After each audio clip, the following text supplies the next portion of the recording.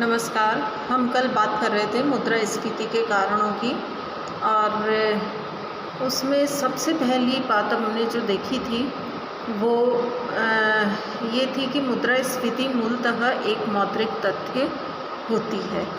दूसरी बात है, मुद्रास्फीति का दूसरा कारण उत्पादन की गतिहीनता या धीमी गति से बढ़ना माना गया है।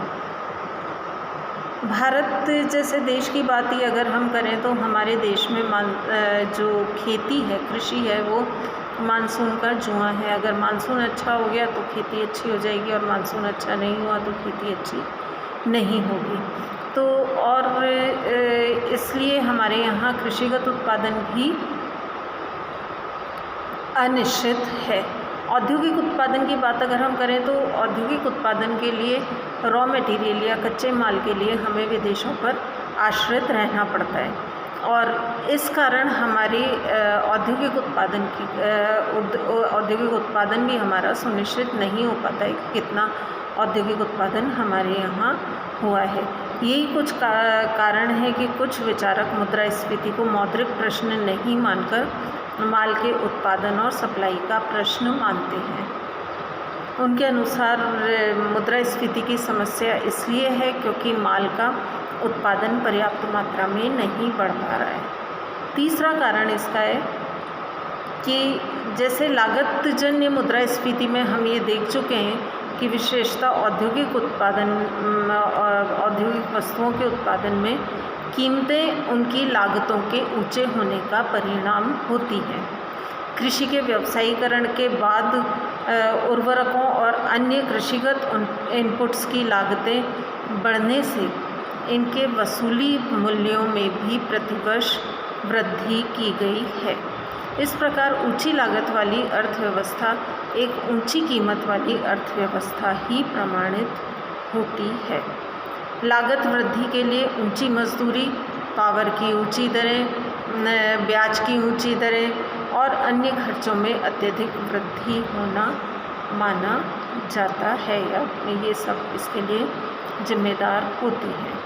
चौथा है, मुद्रास्फीति का एक पहलू आयातित मुद्रास्फीति भी मानी गई है। इसके अलावा मुद्रास्फीति हमारे आयातित मुद्रास्फीति भी के कारण भी होती है। जैसे विदेशों से ऊंची कीमतों पर पेट्रोल का आयात करने से हमारे देश में वस्तुओं की कीमतों में वृद्धि हो जाती है, क्योंकि इससे ट्रांसपोर्टेशन कॉस्ट हमारी बढ़ जाती है। तो इससे मुद्रास्फीति हमारे यहाँ बढ़ती है।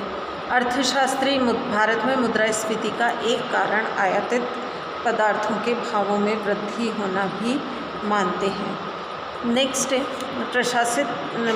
प्रशासित एवं नियंत्रित कीमतों में वृद्धि करने से भी मुद्रास्फीति को बढ़ावा मिलता है। ये सरकार प्रतिवर्ष विभिन्न कृषिगत पदार्थों के न्यूनतम समर्थन या वसूली मूल्य बढ़ाती है।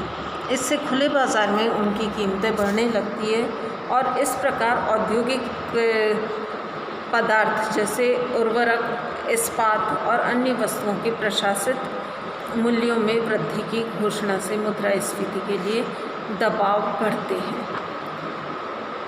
भारत में ऊर्जा के मूल्यों में वृद्धि दर को थोक मूल्यों पर आधारित हेडलाइन मुद्रास्फीति की दर में से घटाने पर कोर मुद्रास्फीति की दर बचती है।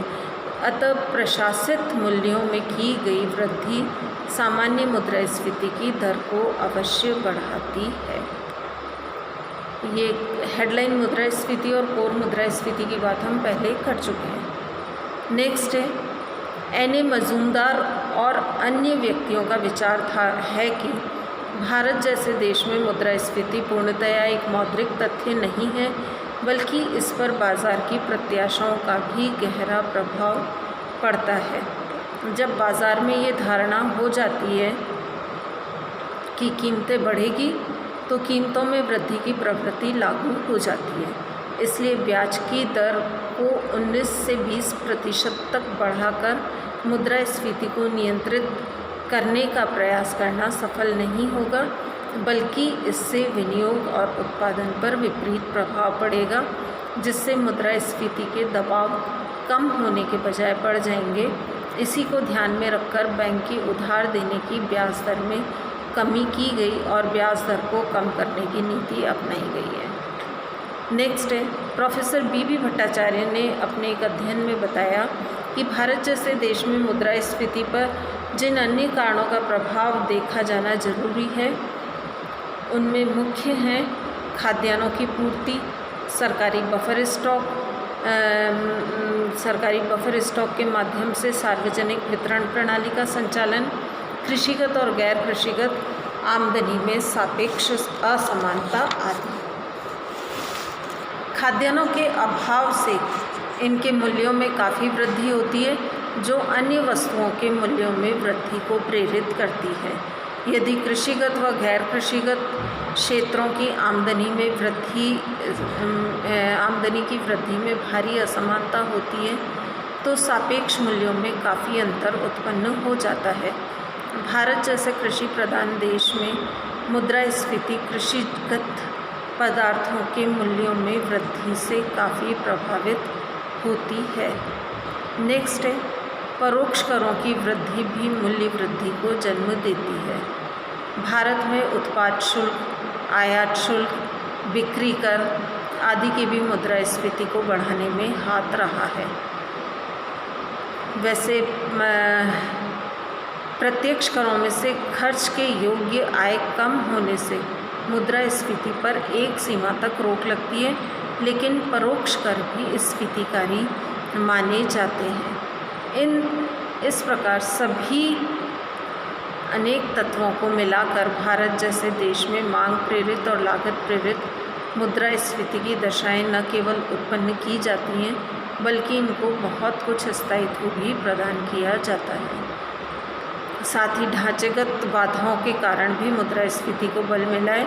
अतः मुद्रास्फीति की समस्या बहुत जटिल है और इसका स्थायी समाधान निकाल पाना कठिन माना गया है। मुद्रास्फीति के आधुनिक सिद्धांत ये अब अपन नेक्स्ट टर्न पे देखें।